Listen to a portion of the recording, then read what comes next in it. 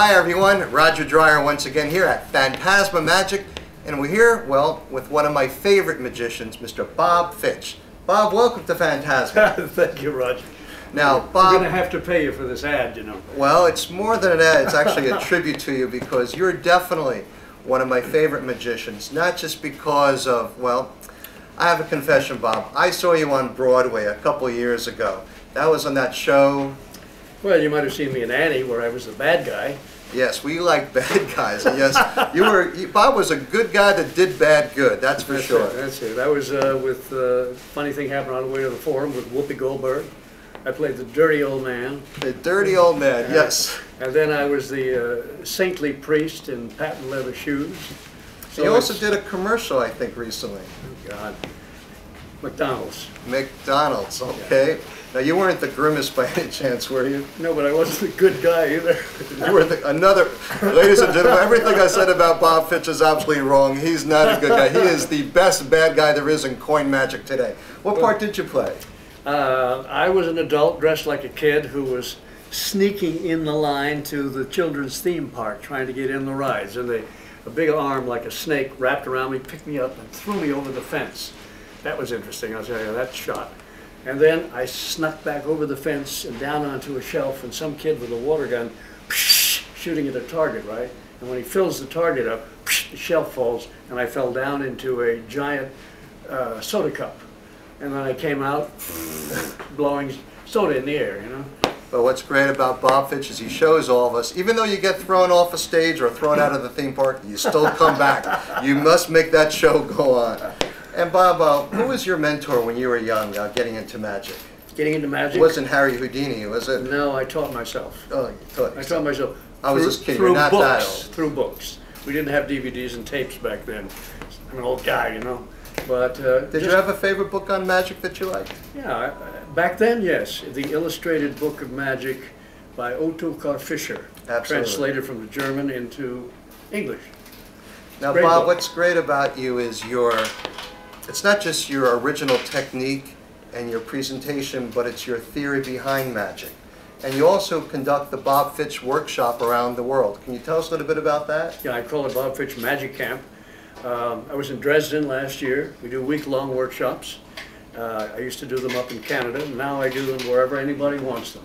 Anywhere from 4 days to a week. And we go from 8 o'clock in the morning till 11 o'clock at night. And I teach them performing techniques. You know, I don't call it theatrical anymore. I call it communication. You know, even doing close-up, we have to communicate with one another. We have to be clear. And surprisingly, there's a lot of great guys out there who want to get to the next level. I say, where's the next level? I know I'm better than this. How can I do better? How can I make more money? How can I be a star? You know, and they all have different problems. I lose my voice when I speak. I don't get the reaction I think I should. They all come with different problems. And they go away having learned how to speak better, how not to lose their voice. They learn about keeping in shape, because we do yoga. We work on scripts. So you don't serve McDonald's during the camp session? No. I see. No. It's a real immersion thing. You know, 8, 10 people, and all professionals who want to reach the next level. And they learn how people perceive them. What is their character? How do I be consistent with my character? How can I be funnier? How can I do some kind of stunt on people that gets a laugh on them and not be a bad guy? How do I do that? You know, so it's about problem solving and helping them be better communicators, because that's what this is all about. To entertain, you have to communicate. You have to know how to breathe. People say, I'm alive, I breathe. No, but people don't breathe. When I just did the Phenomenon show for NBC as the acting consultant, 7 out of 11 of those people didn't speak well. They would drop their voice at the, what? They would lift your voice up. They would drop their voice at the end, not drop their voice at the end. What did he say? If I have to say, what did he say, I'm not going to laugh. That's such a great tip, Bob. That's really is. They're simple things, but people are not aware of them. And once they become aware of them, they don't have to work for 10 years studying acting or any of that. It's about being a little more conscious about yourself, about your personality, how you come across, how to be consistent with your character, how to come on stage, how to bow, how to talk, how you talk to people and not at people. How do you express yourself through your magic, because that's what the art form is, rather than hiding behind your magic. You know what I mean? It's all about those kinds of concepts, and maybe breaking through ideas that people have that limit them, and limit them creatively. Like, I gotta stand with my feet apart because that's power.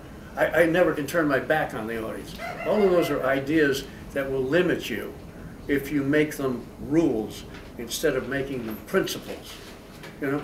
And so after having been directed by so many directors on Broadway, films, and choreographers, I felt I had something to pass on.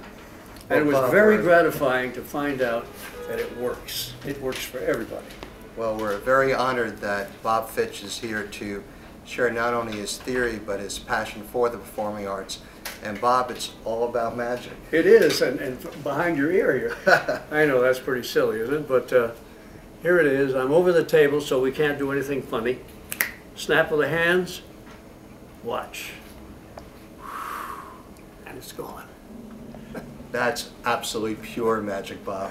And we're excited to see the rest of your performances, and let's have some fun with the one and only Bob Fitch. Thank you, Roger. Thanks, Bob. Thank you. Enjoy.